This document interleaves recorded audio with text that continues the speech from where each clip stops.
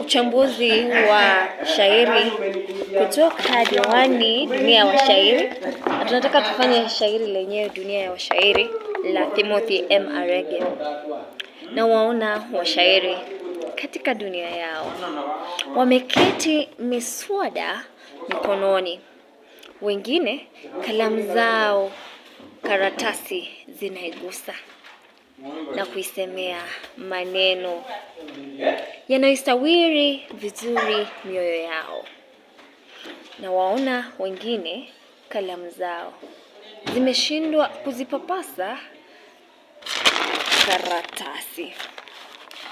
Bado kidogo, wazo la mshairi halijaiva, ili kuipa kalamu nguvu ya busu. Japo kalamu tayari ina hamu kutekeleza tendo la uumbaji,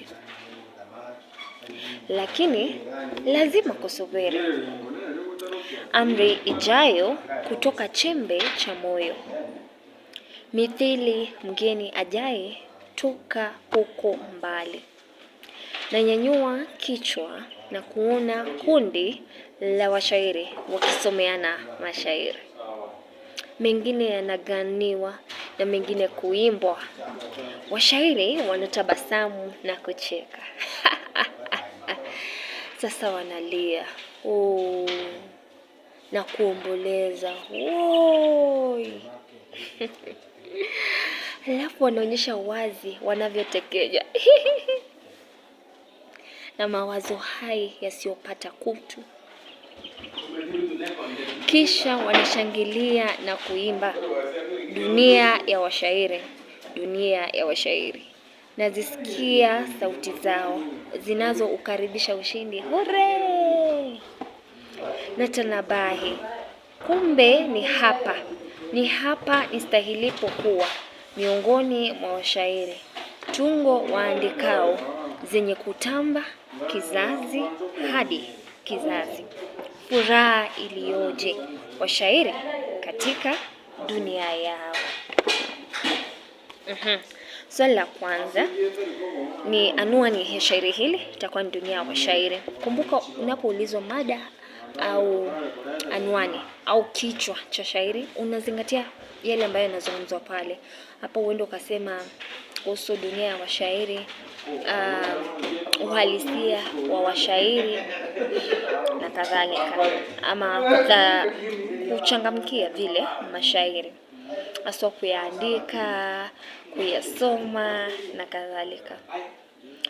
Maudhui ambayo tumeona pale, kuna maudhui ya utamaduni. Kwa mfano, tungo wanazoandika zinatamba kutoka kizazi kimoja hadi kingine. Utamaduni ule wa kuchangamkia mashairi. Kisha kuna maudhui ya kazi. Watu wanaingia kazini katika kazi la kuumba mashairi. Pia tunaona kuna maudhui ya furaha, wanafurahia yale mashairi wanayachangamkia. Pia kuna maudhui ya mabadiliko. Wakati mmoja wanatabasamu na kucheka, wakati mwingine wanalia na kuomboleza, tena wanacheka na kutabasamu. Alafu wanaonyesha wazi wanavyotekenywa. Hivyo kuna maudhui ya mabadiliko pale. Pia unaweza kusema kuna maudhui ya umoja, namna wanavyokuja pamoja, wanashirikiana katika kuchangamkia mashairi. Kisha kuna maudhui ya ushindi. Hapa wanaposema natanabai, kumbe ni hapa. Dunia ya washairi, Dunia ya Washairi. Nazisikia sauti zao zinazoukaribisha ushindi. Kumbuka kwa wakati mwingi watu hawakuwa wanashabikia mashairi. Hivyo tunapopata kwamba kuna kizazi, a certain clique of people wanaopenda mashairi, inakuwa ni ushindi. Haswa katika kuelimisha, kuburudisha, kuweza kukuza talanta kama za kugani na kadhalika. Pia tunaweza kuangalia maudhui ya furaha. Dunia ya washairi, Dunia ya Washairi. Dunia ya washairi to the world na kadhalika. Haya, nafsi nene ni nani? Huenda ni mmojawapo wa mshairi. Anaposema natanabai, kumbe ni hapa nistahilipo kuwa miongoni mwa washairi, tungo waandikao zenye kutamba kizazi hadi kizazi. Nafsi nenewa ni hadhira tu kwa jumla. Toni, hisia ambayo tunapata baada ya kusoma shairi. What is the tone? Tulipata kwanza kuna toni ya furaha, kuna toni ya masimulizi ya kawaida. Mwingine huenda hata kupata hisia yoyote, lakini tulipata kuna toni ya masimulizi ya kawaida kwa sababu hapana hisia kali vile. Mwingine anaweza sema kuna toni ya usindiuzi, anapotanabai kuwa anafaa kuwa pale. Pia kuna toni ya furaha, anaposema dunia wa shairi. Kuna toni ya utulivu, na waona washairi katika dunia yao, wameketi miswada mikononi. Hivyo unaweza kutambua toni kutegemea maneno ambayo yametumiwa, hisia unazohisi baada ya kusoma kazi yenyewe. Unaweza kuangalia mtindo wa sentensi, kwingine tunaziona ni ndefu, kwingine fupi na kadhalika. Kama hapa naposema lakini lazima kusubiri, inatupa toni ya utulivu. Haya, shairi lenyewe tuulizwa muundo wake, limeundwa vipi? Mwanzo lina beti 5. Pana utoshelezi wa mishororo kwa kila beti. Zingine zina mishororo 2, zingine 4 na kadhalika. Hapana utoshelezi wa vina, hapana urari wa mizani. Mizani imetofautiana, zile silabi ukizihesabu hazitoshani. Haya, kisha tunapata kwamba kila mshororo una kipande kimoja. Haya, bahari ya shairi hili, mwanzo ni sakarani, limechanganya bahari mbalimbali. Pia shairi hili ni utenzi kwa sababu lina kipande kimoja kwa kila mstari. Pia ni sabilia kwa sababu shairi hili halina kibwagizo.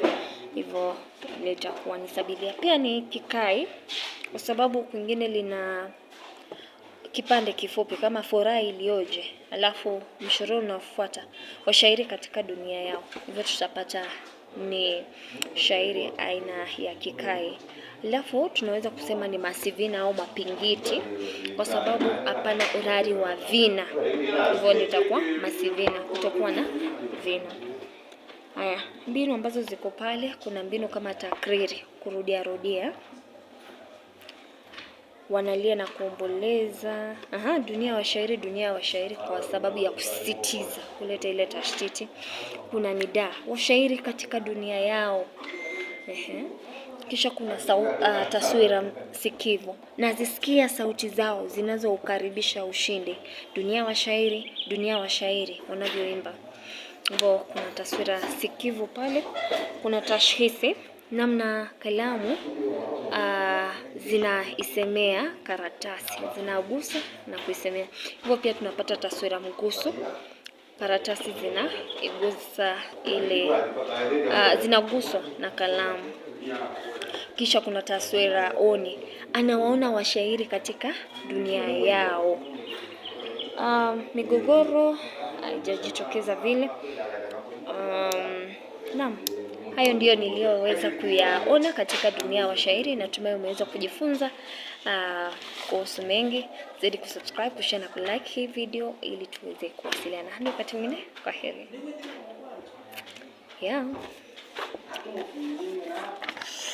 Dunia wa shairi, mashairi mazuri.